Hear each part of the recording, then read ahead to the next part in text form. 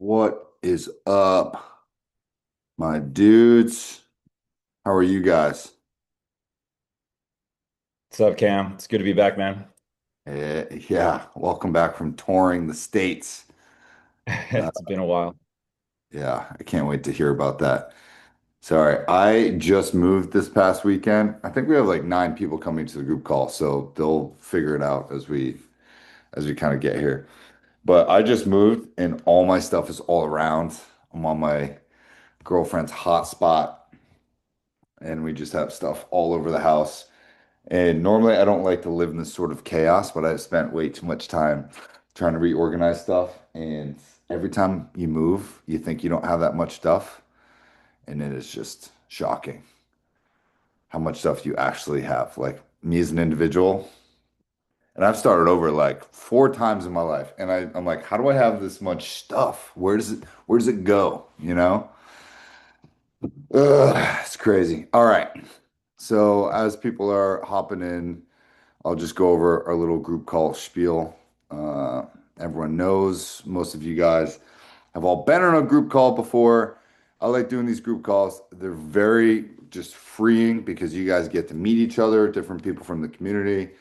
Let's keep it to a maximum of 10 people on these group calls. Want to give you guys all a chance to talk. When you guys RSVP, number one, let me know if you're having issues with any of the links or the automations. If it's not populating on your calendar, let me know. Um, but I want you guys to submit questions. The questions that you guys submit, I will read anonymously, and then I'll pick on somebody if one of you guys are a one-on-one client, and I think you have a lot of experience or breadth. Feel free to answer the question or just say pass if you don't want to. Don't feel like you need to explain yourself more than you want. This is a judgment-free zone, kind of like Planet Fitness. So I want you guys to learn from each other. It's not a chance for me to just spout from my stuff, but I want you guys to be able to help each other. As you guys are talking about stuff, please share your links. Please message each other. I'll send a link in the Discord, but really, I just want to ask a question. If you guys have something to add, add it into the chat as we're kind of talking, or message a person directly, or raise your hand. I forget how you do it. Zoom keeps changing their shit. So I think if you just hold your hand up, eventually you can do that. Or if you click next to your name, just kind of like raise your hand. All right. No disrespect, right? So like if you get triggered or anything else, just, don't feel like you need to stay the whole time. This is not a forum to call each other out on our stuff, but really just more supportive for stuff. Sometimes people that follow me on Instagram or social will join in. We have a couple first timers here. You guys know who you are. Welcome. Kind of what you see is what you get with me, but these group calls are really just for you guys to mix in your energy, learn from each other, and share similar things. So whether it's a business thing or a personal thing, whoever RSVPs first and submits questions first, I'm going to read that. If I think it's unclear what the question is, I'll probably just skip it. So generally, the more simple the questions are, the better. But yeah, why don't you guys take a minute because we have so many people. Type in your little bio, where you're from, what you do, what you're working on, any sort of social or business site that you have. Drop it into the main chat because I just want to get right into questions because we got a lot of them tonight. Okay? Any questions, feel free to message me here on the Zoom chat privately. Happy to answer it there. And yeah, let's get going. Ba, ba, ba. All right.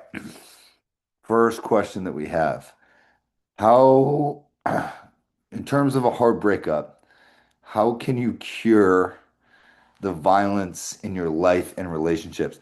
Let's just talk about the tumultuosity after a breakup in a relationship. Okay. This one was good, but not very clear. So, like, how do you deal with a tumultuous life after a breakup? Brian Noonan, what you got?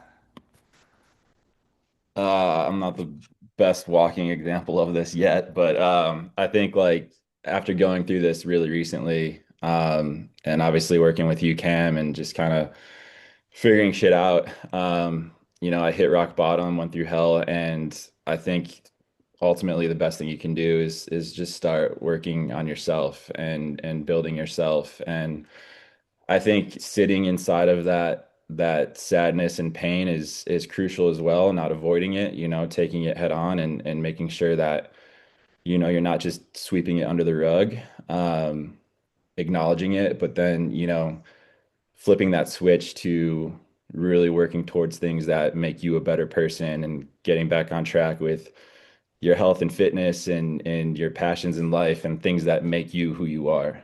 Um, that's always been what kind of brings me back to life. Fuck yeah. And starting a business.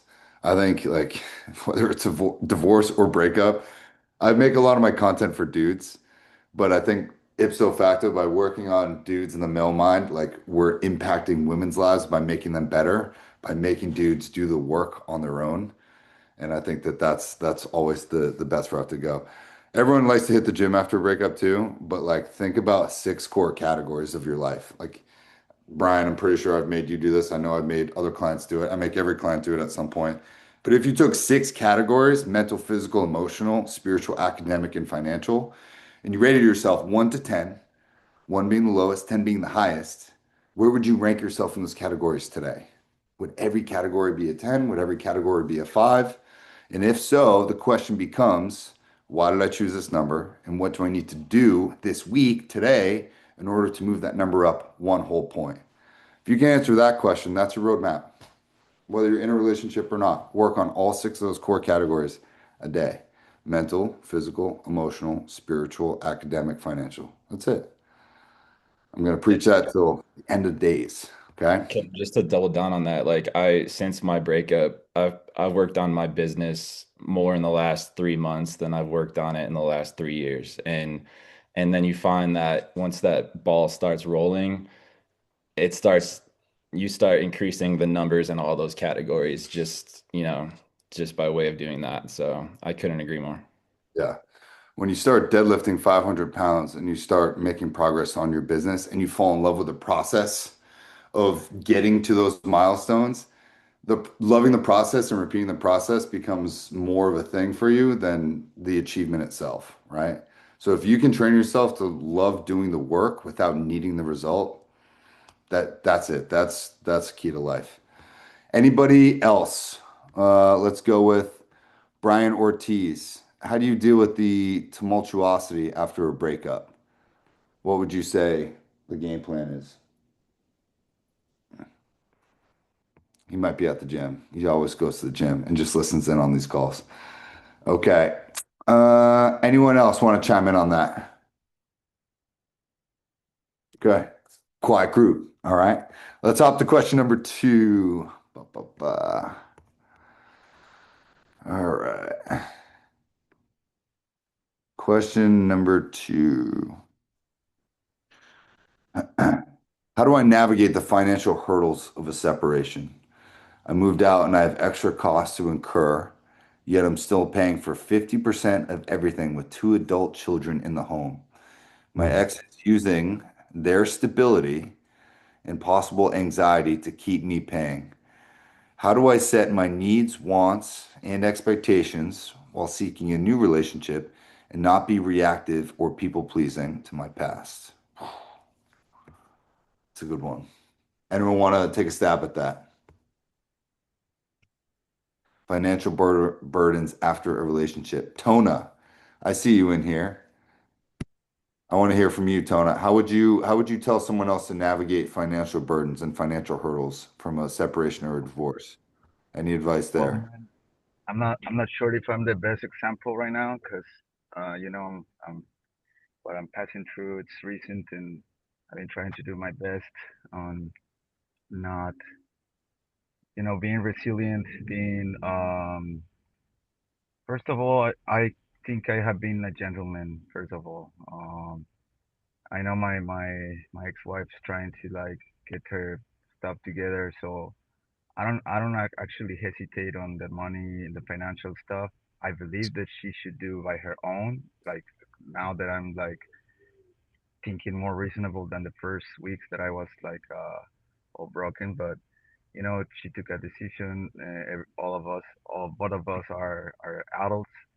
So when you took a decision, well, you have to take responsibility, of your actions. So right now, I don't feel like I'm struggling about that because I'm actually helping her in financial stuff, like everything that she needs, or when she comes to me. But I I'm not feeling like real comfortable with that. recently. So at certain point, I believe that we both need to get our stuff to get by our own. That's what I could have said. Yeah.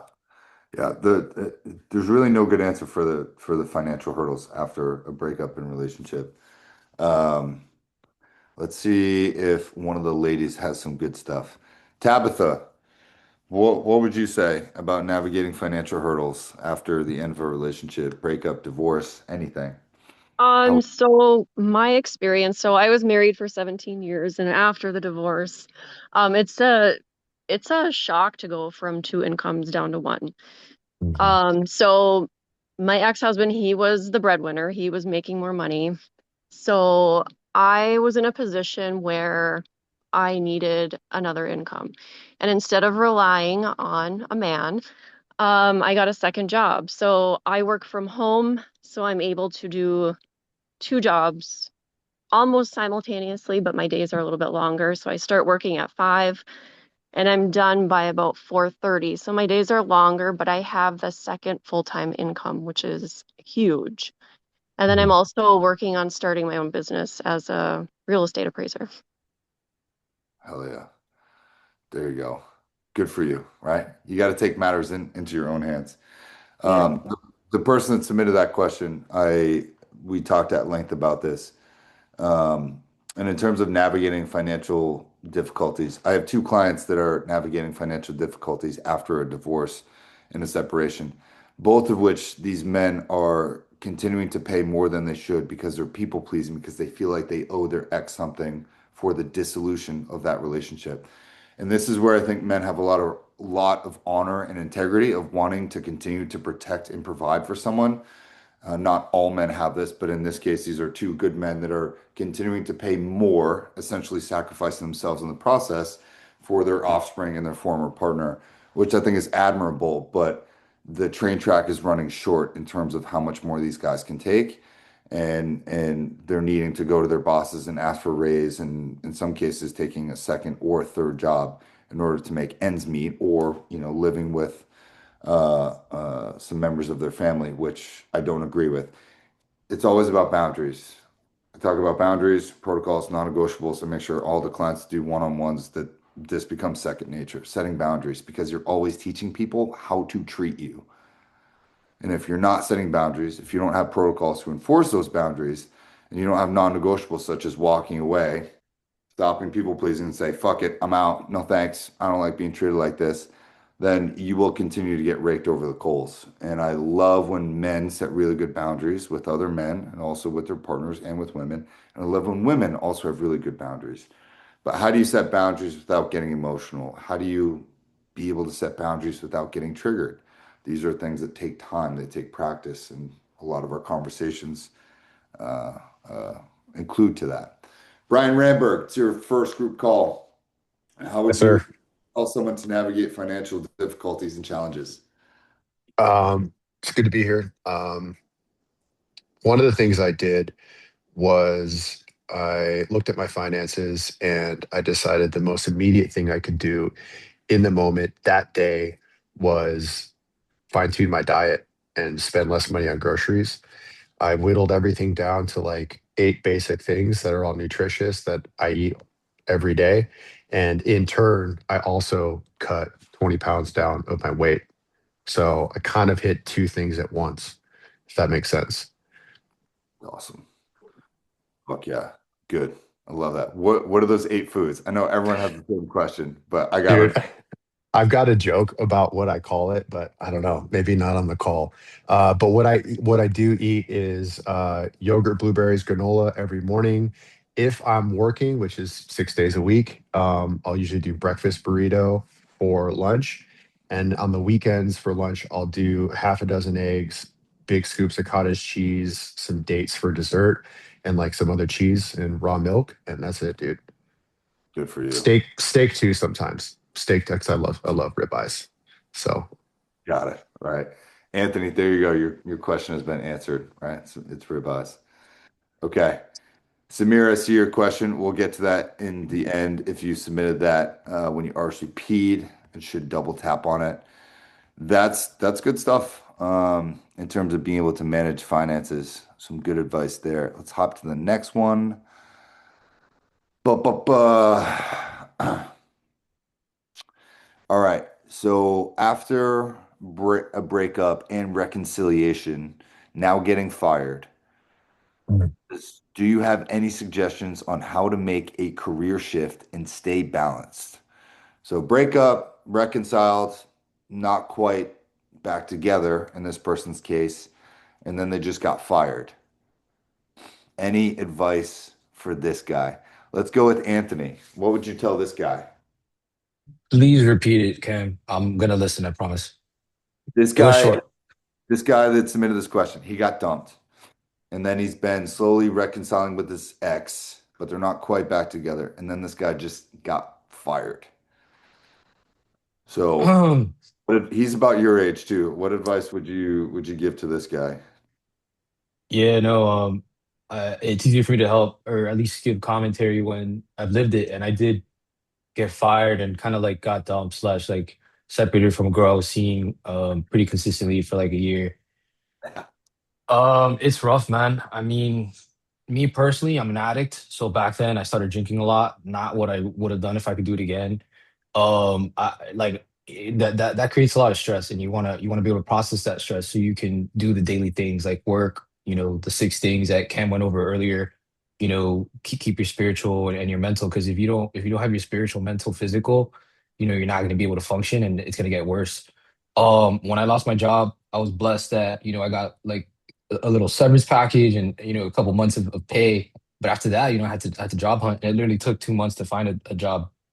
Um, Stay busy, man. Stay busy and call everyone but your ex. Like every time you want to pick up the phone and call them, call your mom, brother, sister, call me. You get my number, call Cam if you can. Talk to someone positive and just work your ass off and get so consumed by something that you're creating that you just leave that shit behind and it's gonna be better. Um, is what I would say. I love it. Good, good stuff. Samir, let's hear from you. What would you tell someone that just got dumped a couple months ago, is trying to reconcile with their ex, but then just got fired? What would you Yeah. Well, thanks for having me on the call. I literally got the same thing. I got separated and got fired literally the next working day of my breakup. So the only thing that worked for me was putting my head down, working on myself.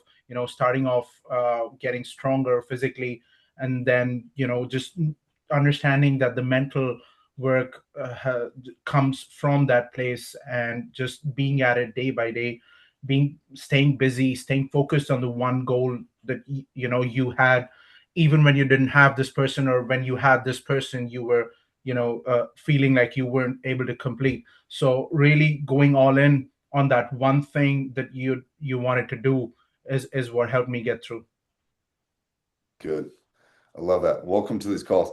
I love doing these group calls. Like I feel like I post often about these free group calls, and very rarely do people sign up and show up. So it's awesome. That's why we do this, right? It's a great community. Um, Brian Noonan, when you get dumped and you reconcile, but then you get fired, what becomes your priority for dudes in that situation? I think you mentioned career shift too, right? At the end there. Um, I think that's the big one for me, where it's just like I definitely agree with what the other guys have said, finding yourself and building yourself back up. But as far as a career shift goes, I think the biggest thing that I always look for is something that gives you purpose, right? Like a lot of people say like follow your passion. Passion's great, but like find something that's gonna actually like make you fulfilled and make you feel like, there's a reason why you're on this planet. And that goes back to your purpose. And I think that will inevitably like rebuild a lot of that energy after you get chopped down by your girl, by your job, whatever the case may be. So if you can find something to invest energy in that gives you that purpose, I think that's something that's super beneficial. Yeah, yeah. There's there's a lot to be said about being put in survival mode. And when you're put in survival mode, you feel like every single one of your needs and your wants are now flooded. If you guys don't know what Maslow's hierarchy of needs is, I would highly recommend you research this. It's Maslow, Maslow. His hierarchy of needs literally showcases you all of the things that you need as a base human, and then the second level, then the third level, all the way up to self-actualization. But the base level is things like, ability to reproduce and housing and access to clean water and food. And then it kind of moves up to friendships and intimacy and all of those things. So if you're looking for a recipe in life, the interesting thing about the theory of Maslow's hierarchy of needs is that you cannot progress up to the next level without having that level below you fully completed. And if you look at that, it's going to be very identifiable to the point where you know what your gaps are. And if you can identify what your gap is, that's the one thing you should be working on in your life. In the case of being dumped and reconciling and then being fired from a job, one time I got dumped, and then 4 minutes later, I got a call from my boss that also fired me. And I was literally leaving my parents' house right after Christmas to like fly back to Denver. And I remember walking to my parents' house and just fucking bawling my eyes out because my life had just fucking fallen apart. And I was like, sick. And I was like, Mom and Dad, this is the worst you're ever gonna see me. And that whole flight, I just stared at the back of the fucking seat in front of me, just raw dog the entire flight. Um, and didn't sleep for like 2 or 3 weeks because I was just so focused on getting that next job.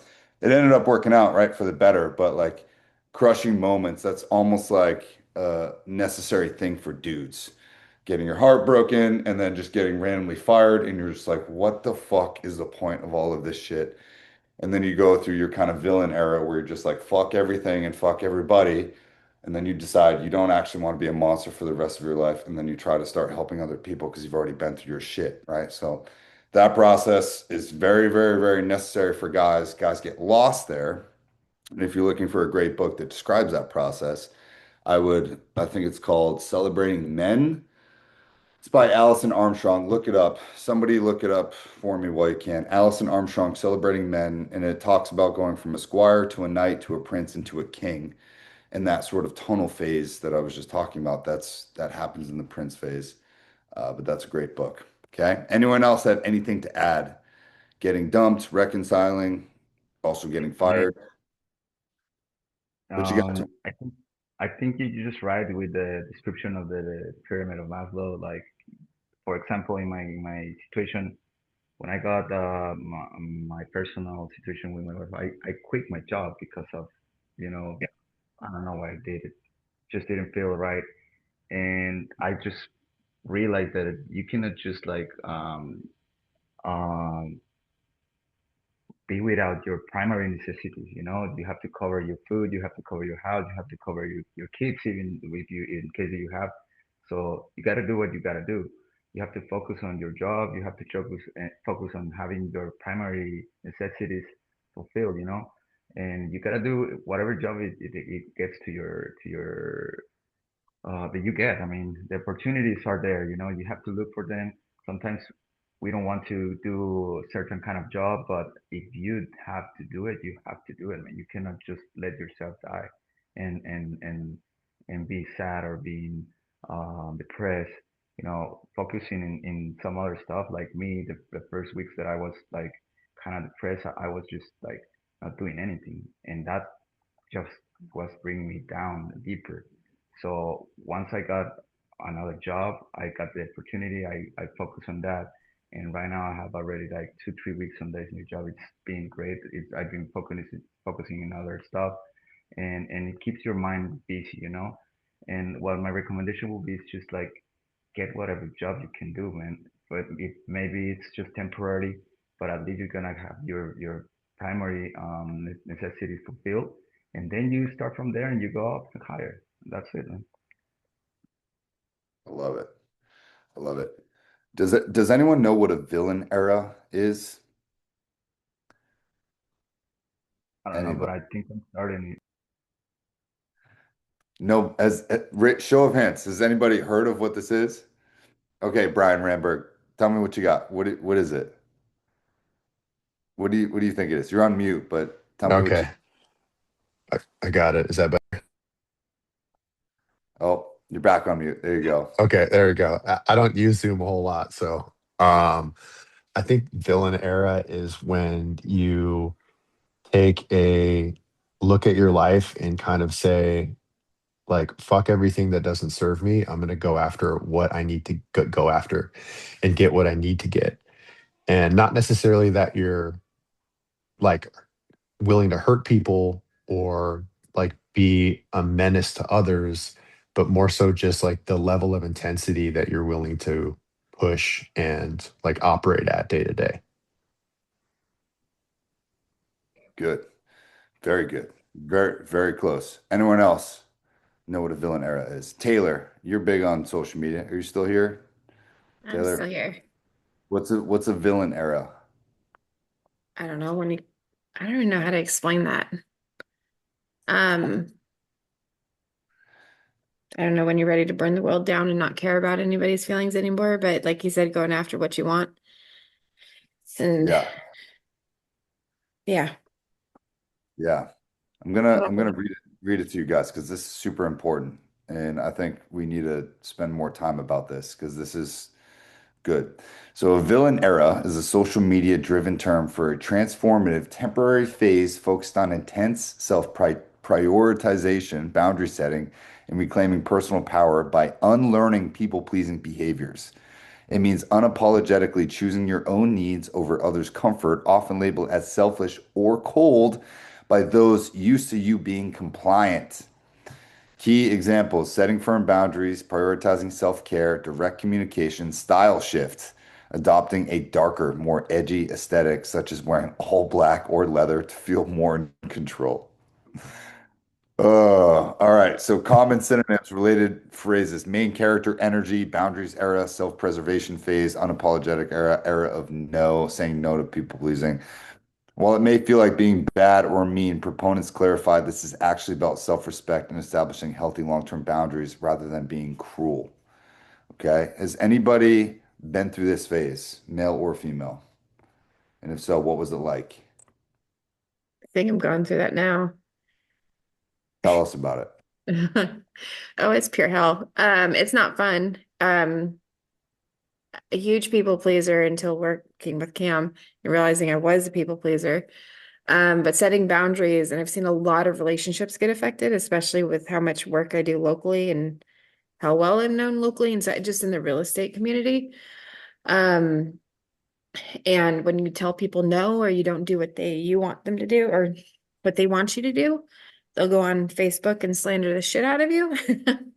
Um, but no, I've had some recent instances where I couldn't do what somebody wanted me to do when they wanted me to do it, like at 6:30 in the morning on a Saturday.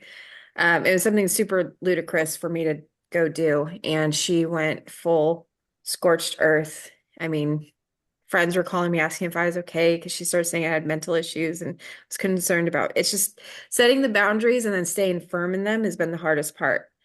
Because a part of me wants to just go and like bust someone's lights out on their car just to get them to shut up. But it's really just like learning to say, okay. And everything in me is like, okay, Cam would be really proud because I would just sit here and just say, okay, when I really want to punch him. But the work before that was learning what my boundaries were, what my non-negotiables were, taking that time, like sitting, I don't know where everybody's at in their journey with Cam or how much coaching you've got with him, but he always says, like, take that time to sit like an hour in a dark room with zero distractions, no technology, and you'll figure out your demons. But if I didn't go through this era knowing what my boundaries were, and what I would accept, I think I would have fallen right back into old habits. I would have accepted a job I hate. I would have dropped out of a job that I'm now loving. Um, so, but it's not fun. But when is growth ever fun? If you're not uncomfortable, you're not growing. You're sedentary and you're gonna just end up dying. So my grandma's 91 and she says that every time I talk to her. The only reason she's out and about seeing it, she's in more clubs and does more stuff in one day than I do. But she says the second that she sits down and just watches TV, she's going to end up dying. So she's always looking for something new to do. But yeah, no, I think if you put your work in and set your boundaries, like mentally know what you can and can't do or can and can't accept, your villain era might be a little bit better or easier. I got a question for you, Brian Noonan, because this is we talk in our community, we talk a lot about people pleasing, avoiding that behavior, setting boundaries, protocols, non-negotiables, right? Learning how to get in touch with your heart and your brain.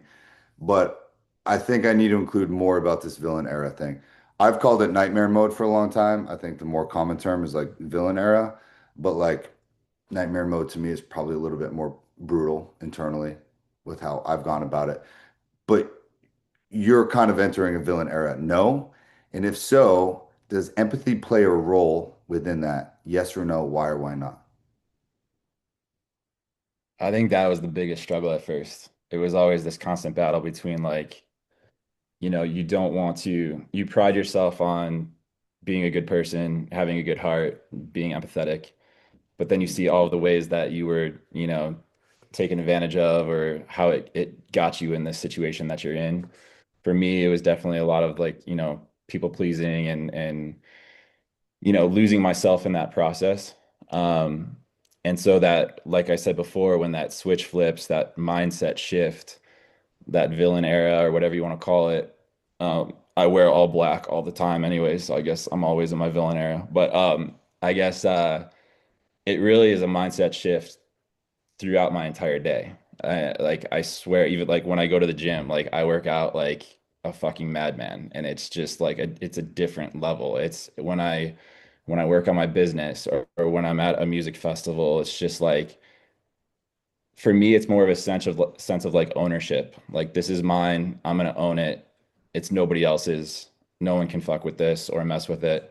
And you just kind of take it and run with it. And I think that mentality goes back to all those like categories that we talked about before, right? It's just kind of just being relentless with yourself and the empathy. You learn that like you can still be empathetic, you can still be a good person, like being a good dude, right? Like that's still a priority for me. I'm never gonna like, drift away from that. But there are ways of keeping that in check while still, just being a savage. Like it. Tabitha, have you ever gone into a villain era, villain mode?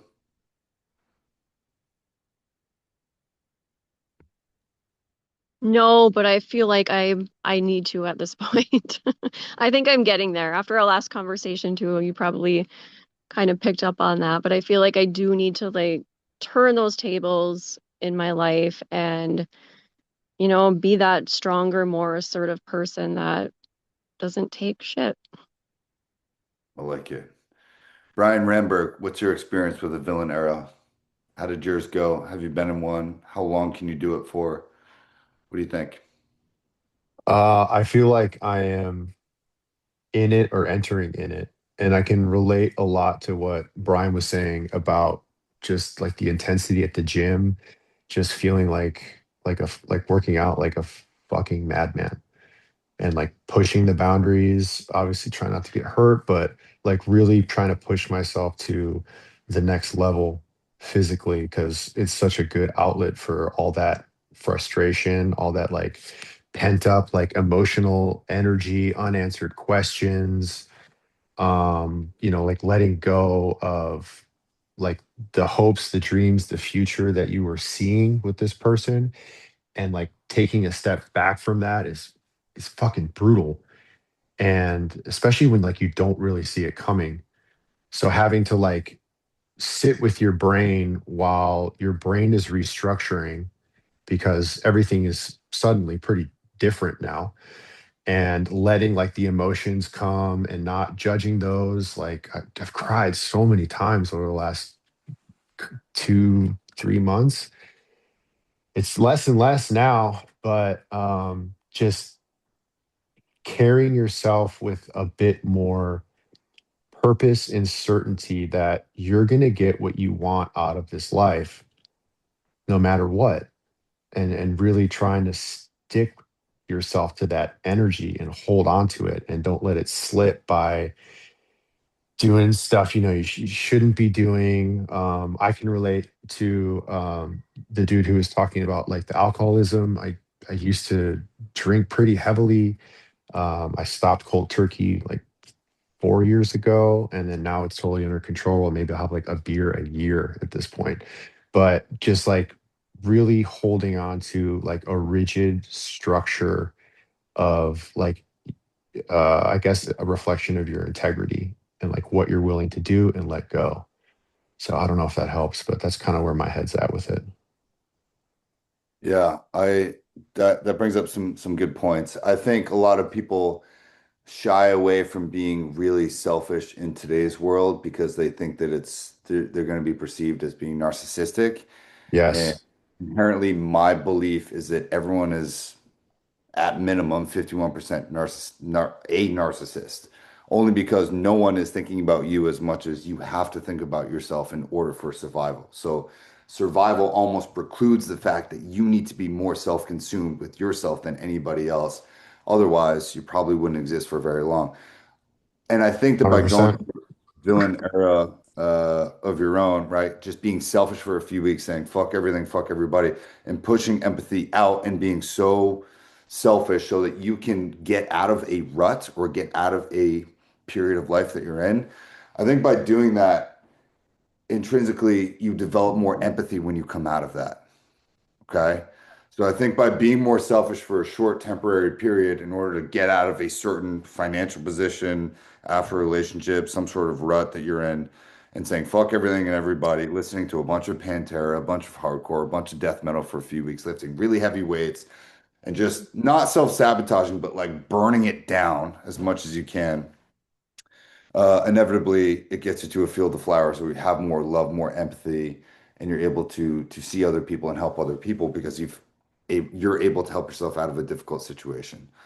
I haven't come across a really, really good book about this, but if you do not know the story of Hannibal Barca, he was a general from Carthage. Carthage was a seafaring nation that was during the Roman times before the Romans came to power. The Romans started superseding them on the Mediterranean by stealing Carthaginian ships. Eventually, Carthage, Hannibal led this massive expedition through Spain, Andalusia, all the way through Switzerland, and was going to attack Rome by crossing the Alps. He had a bunch of elephants and all these amazing African animals. And all of his commanders told Hannibal, hey, we can't cross these mountains. And he said, grab some local guys. And he said, I will either find a way or make one. Very famous Latin phrase. Out inveniam viam aut facem. And Hannibal crossed the Alps with these war elephants. And then he got within 12 miles of Rome when Rome launched a counter-assault and word got back to Hannibal that they were attacking Carthage directly. He got called back. It's a fascinating story. But Hannibal's fortitude and selfishness, maybe even narcissism, to think that he could cross the Alps with fucking elephants is a very, very bold maneuver that lives rent-free in my head.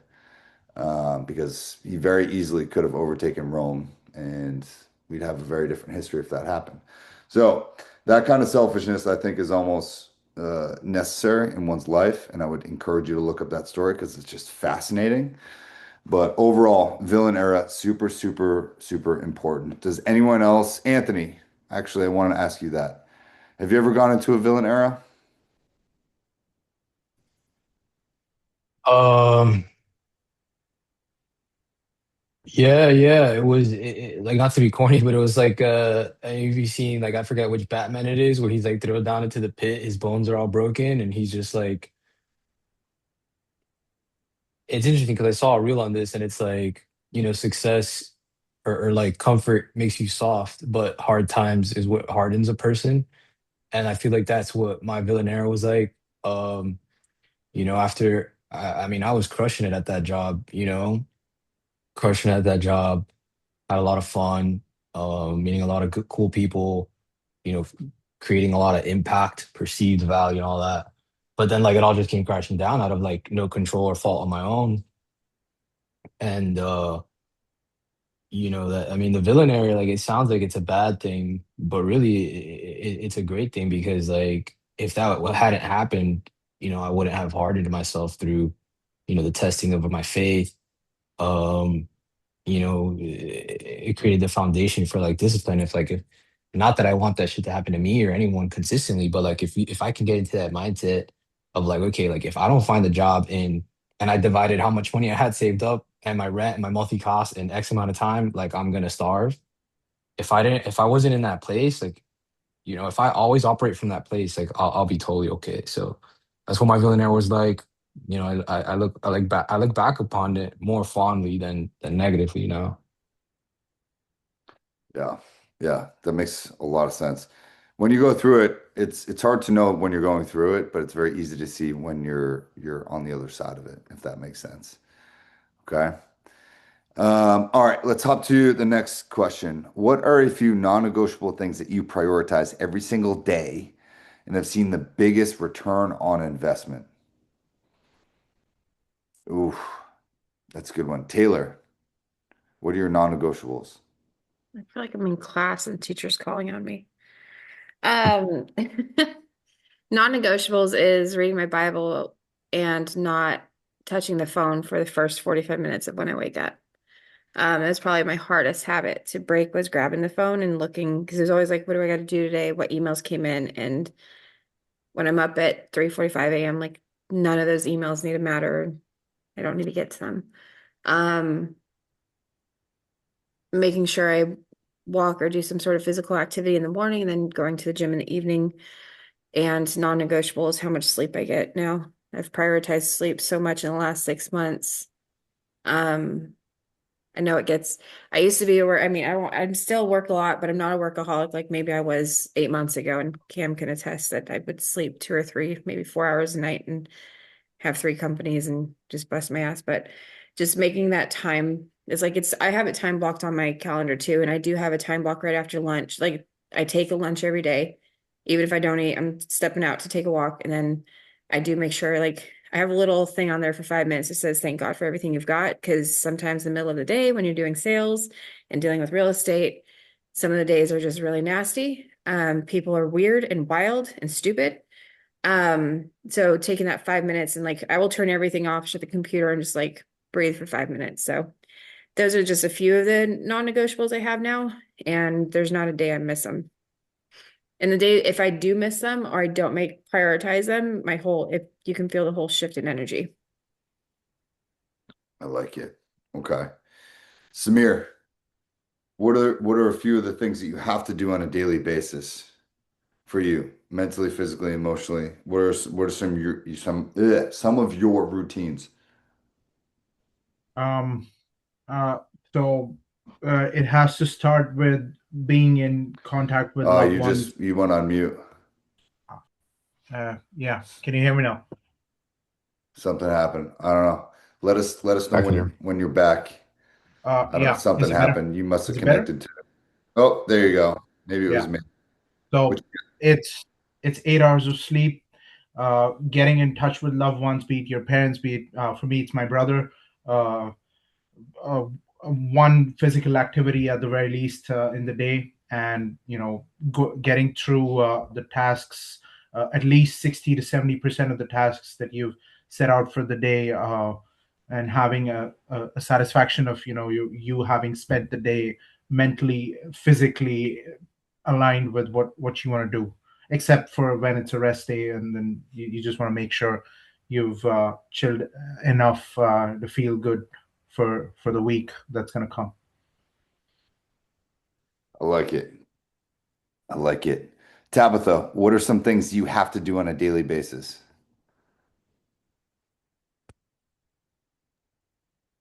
I think it's really important to make sure you put something healthy into your body every day. Like even on your worst days, just eat something healthy. Food has a huge impact on our overall well-being. And I just, even if you're having a terrible day, just like sometimes I'll make a smoothie and throw a bunch of healthy stuff in there and get that down. But I mean, if you're eating like junk food, especially carbs, sugar, like it'll bring you down further, I think. Yeah, 100%. That's good stuff. Tona, what are some non-negotiables for you on a daily basis? Things that you need to do to keep your spirits high, your mind focused. Well, right now, since a couple of months ago, probably this is my third month. It's been exercising, and like it keeps me from thinking stuff in my mind, making like whirlpools on it, It keeps me physically more healthy, feeling more healthy actually. I'm not like topped any yet, but I see my body shaping, and it gives me, more motivation, and it gives me more satisfaction, that I'm keeping myself, like some people say, my temple, it's been taken care and improved. So that's what I do when I wake up in the morning. I go into the gym. Every time that I feel like I have to, or feeling something weird, I just take a walk, or I gotta run. That physical activity is helping me a lot on many things. That's these are really good. Does anyone know what the Japanese term Shinrin Yoku means? No one speaks Japanese. God, Not you guys sure. are unimpressed. No, I'm just kidding. I just had to type it in because I've come across this in a book, and there's a Japanese phrase for forest bathing. It's called Shinrin Yoku. It was actually coined by the Japanese government in 1982, translates to taking in the forest atmosphere or forest bathing. And it refers to a meditative, sensory focused practice of sensory deprivation while walking through uh, or spending time in the forest to reduce stress. And this has been clinically proven for lowering blood pressure, reducing cortisol, and improving immune function. It's not a hike or exercise, but a slow, uninterrupted, quiet, mindful immersion in nature using all five senses. So it was introduced by the Health Initiative of Ministry of Agriculture and Forestry and Fisheries in Japan. And I've been doing this for a long time. I grew up in New Hampshire. I live in North Carolina now. And every single day I make an absolute purpose to go into the woods. And most of the time I do it without my phone, or if I'm making content, I'll pull out my phone, do that, make it, post it, and then I continue to turn it off. I'll have it with me for emergencies. But I walk the dogs. And I make that my non-negotiable for every single day. I love exercise. I love running. I love working hard. I love meditation. I love all of this stuff. But an absolute non-negotiable for me is like getting outside in the forest as much as possible. It has been the biggest impact in my life. Does anyone also go into the forest a lot? I live in the desert, I was gonna say so there's no forest here. Just I have a beach. I don't Now have it's forest. crowded with spring breakers, but Yeah, I'm in Phoenix, so I got to go a little bit up north to get in the woods, but I love it. It's so healing. Yeah. Cam, did you just invite us over? We're on our way. Did I just what? You just invited us over? We're on our way. I'll be in the forest and I have a lot of Yay. time. So I'm just kidding. No. you guys can look me up and show up, but you're gonna end up with a couple bullet holes. I got probably should do this on a live call, but I'm just I was kidding. I was I'm gonna just ask kidding. if you bring a gun for protection too. yeah, Got to. my two German shepherds are fine. They're both cupcakes, but other people don't know that, right? So, yeah, most times whatever, right? But yeah, I mean, I love going into that. Also, cold plunging, right? Hmm. You guys live in the desert, man. You cold plunge for 2 minutes a day, that will immediately take away all of your stress. I don't care what problems in the world you have, but cold plunging, if you don't know how it works from a physiological perspective, your body thinks that it's in trouble and thinks that it's in a dangerous situation to the point that it's dying. So your body shunts all of your blood to your main cores and extremities to keep it warm. Eventually, when you get out, what happens is your brain rewards the rest of your body with a flood of dopamine, to the point where that is the most natural form of dopamine, because your brain is like, hey, I'm hardwired for survival. We were just in a survival situation. You did the right thing. Here's a bunch of feel-good chemicals, right? So if you're stuck in a rut and you want to reduce your stress, everyone talks about cold plunging. I guess I get it, but like that's a real thing, and that you can replicate that for as long as you want every single day, and you will never diminish your capacity to experience that. So, and you cold plunge every day, Brian? Uh, Oh, you're on mute again. there we go. My bad. There was a phase where I was doing it every day for a good year, and I got really into Wim Hof at the time, doing like the breathing exercises. He's like the Iceman guy. He kind of made it popular, I think, at least from the stuff I consume. But it's so helpful to like help you regulate your nervous system, just dovetailing off of what you said. And I totally back it. I think it's great for stress regulation. I know firefighters out here in Phoenix were doing it for a long time. Um, but not only that, like it makes you hardier, like sturdier. Like you're more resilient in cold climates because you build up like that brown adipose fat tissue, and it helps burn fat too. But the mood regulation, the feeling you get when you're done, you're so happy it's over, that like you get that big dopamine hit, and then you get to a point also where you start to enjoy like the struggle of it too. You start to look forward to it. Yeah. Breath work is a big thing that I try to teach every client to do at some point. And there's a lot of stuff in our community about it, Discord channels and whatnot. So yeah, if you have any links, send them in the next couple minutes. I want to try and find one more really, really good question. Oh, here's a good business one. What is a good business with a low barrier of entry for a single dad to build that works full time? I'm already working on developing a personal brand.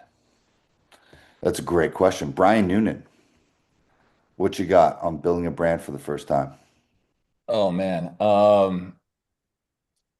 Man, I mean, I guess it depends on the person a little bit. I don't think it's a one size fits all type thing.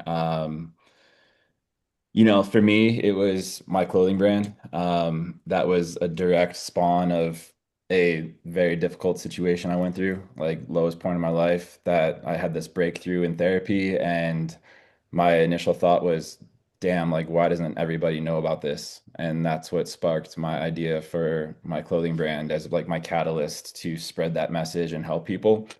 That goes back to kind of what I said earlier about like finding your passion. I think like, if you're passionate about something, chances are you know something about it. Chances are you know about the community, you know how to market. If it's a product that you yourself need or would want or would buy, like that's a non-negotiable for starting a brand, in my opinion.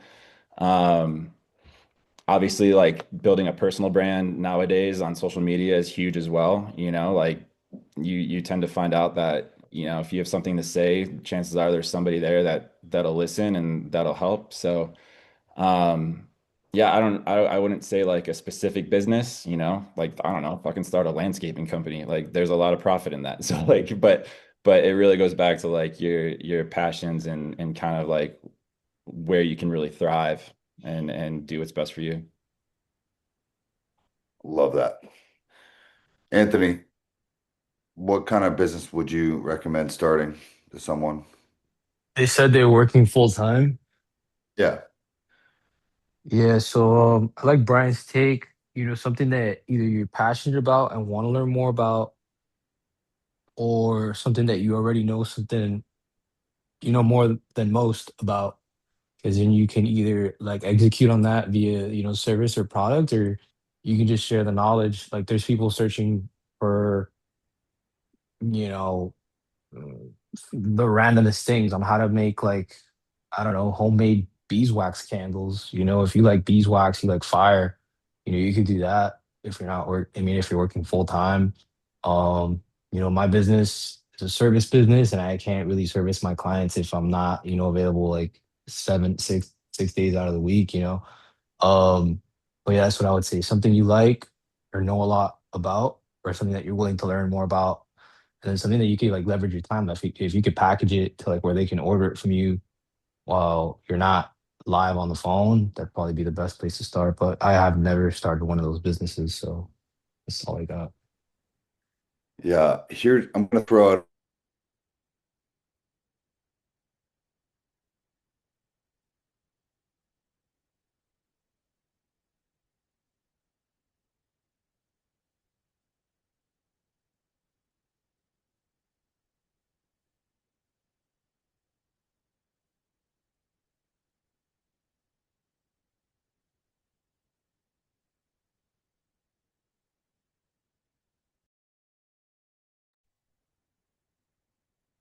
Did we lose Cam?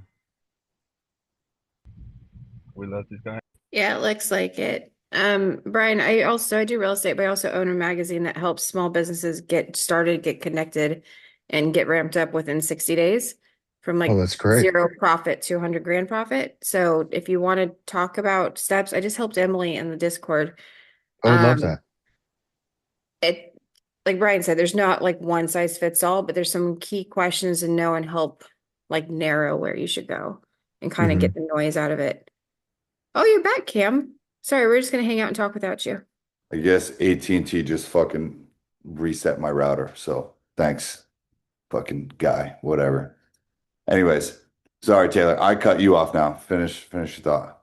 No, I was just saying that part of what I do with like the magazine is getting small businesses from plateauing over 5 years and getting them to one guy's an inspector. It was just him and his buddy. His buddy was working part-time for the last 3 years.